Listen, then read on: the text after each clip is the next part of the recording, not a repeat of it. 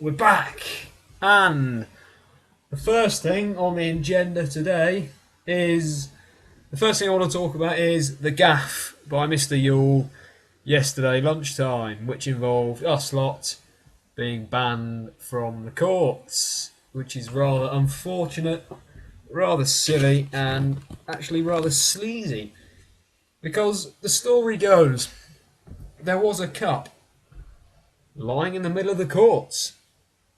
Everybody else had gone. All the other year groups had left. It was just us still there. We were walking off in one direction. Some of us were walking off in the other direction. Then Mr. Yule turns up and orders somebody to pick the cup up. So, as it's canteen litter, everybody assumes it belongs to Charles. And there's a shout out for Charles there. And a shout out for everybody else. Anyone else who wanted one, quite honestly. But because everyone assumes it's Charles, everybody's like, Charles, go and pick it up. Mr. Yule comes along, starts with his, I don't want to play your game, stop messing around, you're not in year 8 anymore, and all that usual tosh. Get lost. Matthew. Get lost.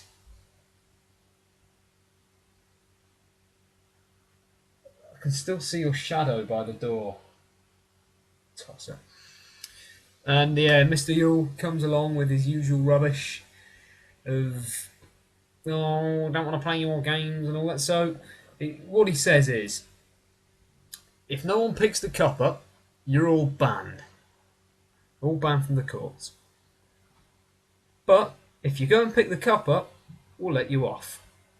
So Charles strolls over there, picks the cup up, kicks it around, puts it in the bin, as you'd expect, and then he comes back with, right, you're all banned, don't want to see you here for the rest of the week, or there's going to be sanctions given out, and you'll be in detention with Trussler.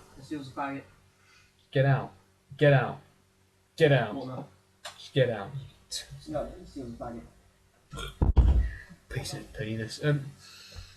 Well, I'm lost now. Mr. Yule, yes. He's going to put us all in detention with Trussler if we turn up there again. Now, the big flaw here with his plan is that he said if we picked up the cup, we wouldn't be banned from the courts. And the exact opposite has happened. That is just the story of Sponne School in recent weeks and months. The complete and utter hypocrisy of the highest order, dearie me. So as a result, we're now banned from the courts for the rest of the week for doing something we were told to do. Okay, Sponne School logic. So another thing I'm going to talk about, Sponne School related, is the LRC, the eating policy.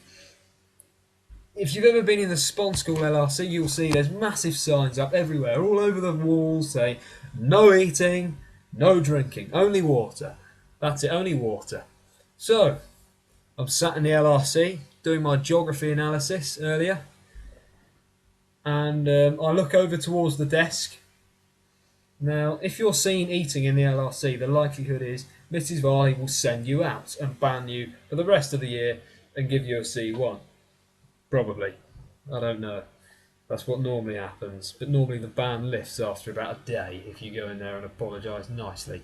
But normally she throws a massive strop and throws you out if she sees you with anything other than water. So, I'm doing my geography analysis earlier. I look towards the desk. There's Mrs. Varley with a cup of coffee and a banana. And I'm thinking, well, get out! And so I'm looking at Mrs. Varley, then I look at the signs that say no eating, no drinking, unless it's water.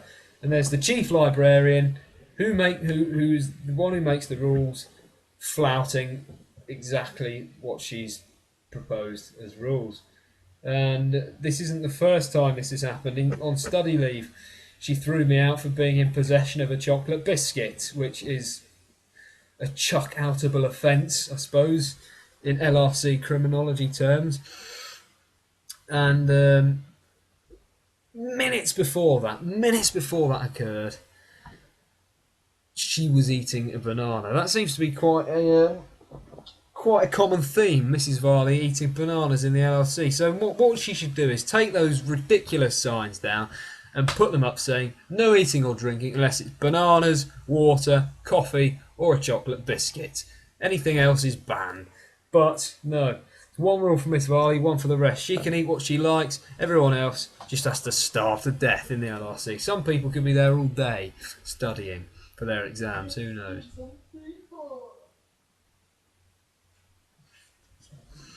That's another thing that should go in this rant. People who can't behave themselves. Matthew Woods. Bloody idiot. Well, Mrs. Varley, the arch hypocrite. But something else, Mr. Yule, just that whole episode was a complete and utter joke. It was a complete joke. I mean, both of the subjects so far this week have been about Sponne School and how the institution is falling over itself. And the third thing I'm going to talk about is Sponne School again and the geography homework. I handed in my geography homework. I got 16 out of 20, which is an A. Thank you very much. Ha ha, brilliant. Yeah, look at me. But the volume of it. Before half term, the teacher says, right, this is your last half term that you can enjoy because the rest of them, they'll just be filled with work. But I'm going to give you 2 70-mark essays and a research log to do anyway, just to make it more miserable for you. And that's coupled with a 33-mark essay and a 21-mark essay from another subject. There's not enough waking hours in the half term to do any of that, or to do most of that, but did it in the end, and it led to me catching out Mrs. Varley, catching her in the act of sleazily eating in the LRC, breaking her own rules, being a hypocrite of the highest order. Honestly, my bloody phone, I've had WhatsApp for 24 hours and it's just kept going off, even all night last night. But let's see what's in there. Yeah, there's also something else I've just been notified about is there is a voice recording, maybe, of Mr. Yule, and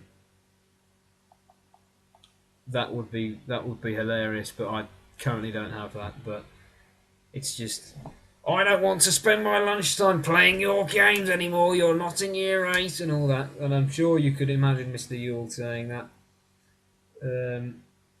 Yeah, fuck posting that to YouTube. I'm not doing that. That would compromise the integrity of the teacher or some other stupid rule that would probably get me locked up for 5 years and have to pay an £86 fine in damages for offending somebody.